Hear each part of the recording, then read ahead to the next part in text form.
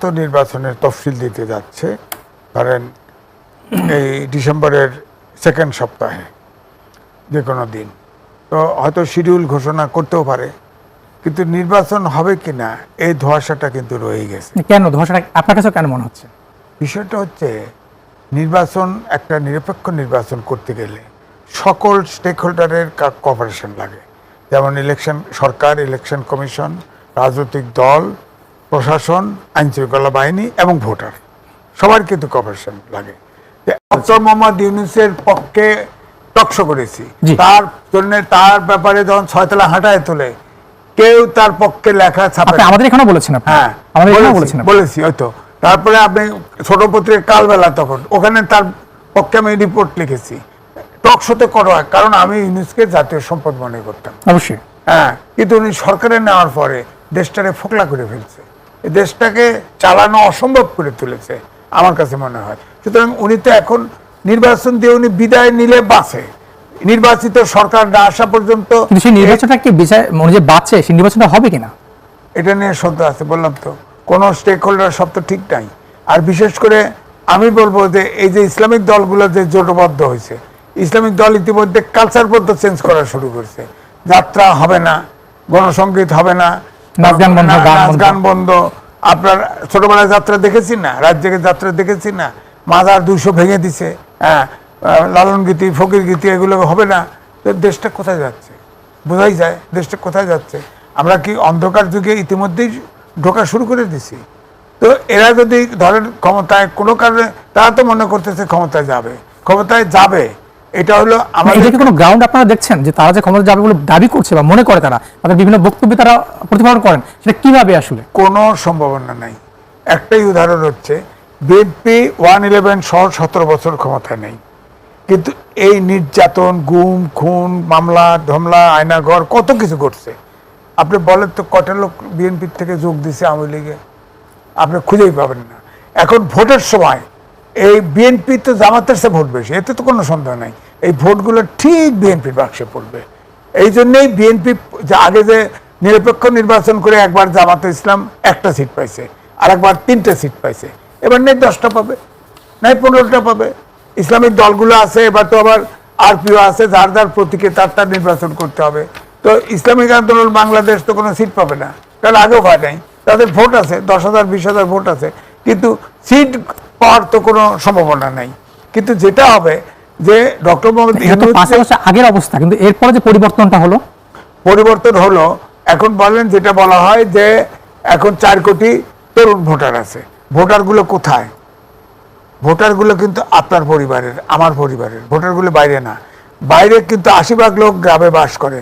এখন সেই young force যাদেরকে আমরা বলি বা ভাবছি, তারাই তো এই যে সাম্প্রতিক বিশ্ববিদ্যালয়গুলো নির্বাচনে ডাকসু, তারা তো ভোট দিয়েছে জামাত শিবিরের। বিষয় এটার ভিন্ন কথা। জামাত শিবিরের ভোট দেয় নেই, তাদেরকে ভোট দিছে আপনার, তারা এক ধরনের ইনডাইরেক্ট ঘুষ দিছে। গরম পানি তো নামে কোনো ইলেকশন হয় নাই, সাধারণ ছাত্র। এখন যেটা হয়েছে, এই শিবিরের লোকরা হলে ছিল, ছাত্রদল হলে ছিল না। ছাত্রদল এই ছাত্রদের সাথে কোনো সম্পর্ক গড়ে ওঠে নাই। হ্যাঁ, ইলেকশনের আগে ছাত্রদল, ওরা তো ছাত্রলীগ হয়ে, ছাত্রলীগের লুঙ্গির তলায় ছাত্র শিবির হয়ে আছিল। ধরেন আওয়ামী লীগ যদি না যাইতো, কোনো ছাত্র শিবির ঢাকা শিবির দেখতেন না। হ্যাঁ, এখন তারা এই যে আবরার হত্যা হলো, শিশির বর্ণির যায় তার উকিল হয়েছে। আমার তো মনে হয় ওখানে যে আসামি আছে এর ভিতরে শিবির আছে, এই জন্য উনি দাঁড়াইছে, টাকা পাবে এবং শিবিরের লোক বাঁচানোর জন্য দাঁড়িয়েছে। এখন আমাদের সরকারের যে অবস্থা, ধরেন বিশেষ করে আমি বলবো প্রশাসন এবং আইনশৃঙ্খলা বাহিনী এবং রাজনৈতিক দলের অভ্যুত্থানের শক্তিগুলোর ভিতরে, এখন তো আওয়ামী লীগ নাই, বিএনপি বড় দল, তারপরে জামাত ইসলাম, দুজনের ভিতরে কি যুদ্ধ চলছে না, বাকযুদ্ধ বলেন, যাই বলেন। জামাত ইসলামের যে অ্যাগ্রেসিভ ভূমিকা, এখন অ্যাগ্রেসিভ ভূমিকা, এতে মানুষ কিন্তু শঙ্কিত যে অ্যাজিভ তাদেরকে জিততেই হবে এরকম। 300 আসনে তো এক বছর আগে কি 3 মাস আগে, 2 মাস আগে প্রার্থী দিয়ে দিয়েছে। বিএনপি এখনো 63 আসন বাদ, বাকিগুলোতে দিয়েছে। এখন ধরেন বিএনপি সব আসনে নমিনেশন দেয় নাই। এখন মাঠে ধরেন আইনশৃঙ্খলা বাহিনী কজন দেবে? 2 জন আনসার, 2 জন পুলিশ ধরেন। এখন রাজনৈতিক দলগুলি যেভাবে আপনার, বিশেষ করে আমি বলবো জামাতের যে অবস্থা, তাতে বাই হুক অ্যান্ড ক্রুক তারা সরকারে যেতে চায়। এখন ধরেন এই আইন শৃঙ্খলা বাহিনী যে মব সন্ত্রাস চলছে, ধরেন ইলেকশনে মনে হলো যে একটা পার্টি জিতছে না, তখন বাক্স নিয়ে ধান খেতে পাট খেতে দৌড় দেবে, কি করবেন, কে ঠেকাবে বলেন? তো ইলেকশন তো ভণ্ডুল হওয়ার সম্ভাবনা আছে যদিও হয়। এছাড়াও আমি বলবো, আপনি বলার সময় বলেছেন বিএনপির ভারপ্রাপ্ত চেয়ারম্যান তারেক রহমান ফিরছে না, তার স্ট্যাটাসও আপনি পড়লেন। এখানেও কিন্তু আমার ভিন্ন একটা প্রমাণ নাই, কিন্তু ভিন্ন একটা আশঙ্কা বা অনুমান আছে। সেটা হচ্ছে কি আসলে এইটি বলছি, আওয়ামী লীগের ধরেন প্রধান শেখ হাসিনা ফ্যাসিস্ট সরকার হিসেবে সে পলায়ন করছে, সে বিদায়। আগে -111 -2 ফর্মুলা ছিল না, একটা তো মাইনাস হয়ে গেছে, হ্যাঁ, এটা তো আর নাই। তো দ্বিতীয় ধরেন ম্যাডাম খালেদা জিয়া, তিনি যেভাবে শারীরিক কন্ডিশন, আল্লাহ তার আয়ুদিক, কিন্তু তিনি শারীরিক শক্তি এমন থাকবে না এত বড় একটা দলের জন্য মাঠে ঘোরাফেরা করবে, এই অবস্থা হয়তো থাকবে না। হয়তো তার ভারপ্রাপ্ত চেয়ারম্যান তিনি বিদেশ থেকে আজকে 17 বছর আপনার জুমে কথা বলে সরকারটা প্রত্যেকে টেলিফোন করেন, বিভিন্ন মাধ্যমে দলকে সে চালিয়ে রাখছে। এখন ধরেন তিনি যে স্ট্যাটাস দিচ্ছেন, সরকার থেকে বলা হচ্ছে যে কোনো দিন তাকে আসার একদিনে তাকে ট্রাভেল পাস দেওয়া সম্ভব, তারপরেও তিনি আসছেন না। এখানে বড় পার্টি, অর্থাৎ সবচেয়ে বড় পার্টি এখন বিএনপি মাঠে, তার কাছে তো ইনফরমেশন আছে, ভারপ্রাপ্ত চেয়ারম্যানের কাছে ইনফরমেশন আছে। তো যদি -2 ফর্মুলা হয়ে থাকে তাহলে তো তার কাছে ইনফরমেশন আছে, কোনো না কোনো ইনফরমেশন। এখন তার বাংলাদেশে সে তো আসতে প্রস্তুতি নিয়েছিল, তার জন্য বাসা ঠিক করা হয়েছে, তার জন্য গাড়ি তৈরি করা হয়েছে, সব প্রস্তুতি ছিল, আবেদন করা সবই রেডি। তো কিন্তু তারপরেও তিনি আসছেন না। অর্থাৎ আমার অনুমান, এটা প্রমাণ নাই, আমার অনুমান -2 তো ওয়ার্ক করতে পারে। কারণ হচ্ছে আপনি দেখেন যে আমাদের এক্সপোর্ট আইটেমের উপরে ট্যাক্স বসিয়েছিল, সেটা নেগোশিয়েট করতে আমেরিকাতে গেছে, সেখানে আপনার আনডিসক্লোজ এগ্রিমেন্ট করছে না, সেটার ভিতরে কি আছে আমরা জানি না। তো এখন তো অন্তর্বর্তীকালীন সরকার গোপন চুক্তি কি করে বলেন করছে তো। এখন ধরেন তার ভিতরে ইতিমধ্যে ধরেন এই যে 2টা পোর্ট দিয়ে ফেলছে, সামনে বলতেছে আপনার দিবে, কি ওই ইলেকশনের ম্যানিফেস্টো দিবে।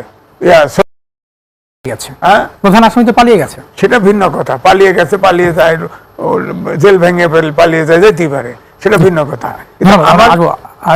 আসবো এখানে মনে জানতে চাই, গতকাল বিএনপির ভারপ্রাপ্ত চেয়ারম্যান তারেক রহমানকে ইঙ্গিত করে জামাত ইসলামের নায়েবে আমির এটিএম আজহারুল ইসলাম উনি বলেছেন যে ইংল্যান্ডের নাগরিকত্ব ছেড়ে এসে যদি প্রধানমন্ত্রী হতে না পারেন 2 কুলি হারাবেন। তাই অনেক নেতা বিদেশ থেকে দেশে আসার সাহস পাচ্ছে না, কি বলবেন আসলে? ওনারা তো আমাদের এলাই ছিল জামাত ইসলামী দীর্ঘ সময় আমরা দেখেছি, সেটা এর আগে আওয়ামী লীগের ছিল, তার আগে জাতীয় পার্টির ছিল। এখন যেখানে সুবিধা সেখানে থাকা, আর ধানের শীষ নিয়ে 2018-তে ধানের শীষ প্রতীকে তো নির্বাচনও করেছে, যেটার জন্য আমরা ভীষণ রকমের সমালোচিত হয়েছি, আপনার নিশ্চয়ই মনে আছে। দীর্ঘদিন ধরে টকশো করছি, যত না নিজের দলের জন্য মানে গত ফ্যাসিস্ট আমলে গালি খেয়েছি, তার 3 গুণ বেশি আজিজ ভাই বোধহয় জানেন, আপনারও মানে শুনেছেন কিভাবে আমাদেরকে উপস্থাপন এলাই হিসেবে জামাত কেন আমাদের সাথে, সেটাকে জাস্টিফাই করা কেবল ভোটের বেলায় ওই ইকুয়েশনে। তো আজকে জামাতের ওনারা আমাদের ওই বাংলায় একটা কি ওই প্রবাদ আছে না, একটা ওই এক কথায় প্রকাশ কি বলে, কৃতজ্ঞ, শব্দটা কি কৃতজ্ঞ, কৃতজ্ঞ। তো দেখেন এই মুহূর্তে আমাদের ভারপ্রাপ্ত চেয়ারম্যান সাহেব যদি দেশে আসেন, তাহলে তারা কেউ মনে করছে, আপনি যাদের কথা বলছেন, তারা তাদের যে নিয়ন্ত্রণ, প্রশাসন এবং অন্যান্য জায়গায়, সেটা হয়তো তারা কিছুটা দুর্বল হয়ে পড়বে, স্বাভাবিক। কারণ তারেক রহমান সাহেব উনি তো ওনার বক্তব্যে যেটা বলেছেন যে উনি একজন ব্রিটিশ সিটিজেন, এটা বলেছেন না, আপনি এখন চেক করেন, আমি আপনাকে বলছি, হ্যাঁ, হি ইজ নট, উনি কোনো ব্রিটিশ নাগরিক নন। উনি কেন এই কথা বলেছেন? তার মানে উনি ব্রিটিশ নাগরিকত্ব ছেড়ে বাংলাদেশে আসবে, এটাই তো বলতে চাচ্ছেন। আমি আপনাকে বলছি একজন আইনের মানুষ হিসেবে, দীর্ঘদিনের সুপ্রিম কোর্টে, এবং একজন রাজনৈতিক কর্মী হিসেবে, উইথ মাই নলেজ, যে উনি কোনো ব্রিটিশ নাগরিক নন। তাহলে আপনি বলেন, এই যে কথাগুলো, এই কথাগুলার কি ধরনের ফায়দা, কি ধরনের সুযোগ, কি ধরনের সুবিধা কেউ নিতে চাচ্ছে? দেখেন, চোরাগুপ্তা সুবিধা বিএনপি নেয় না। আপনার নিশ্চয়ই মনে আছে, গত প্রায় 17 বছর আমরা আমাদের হাজারের উপর ইলিয়াস ভাই সহ গুম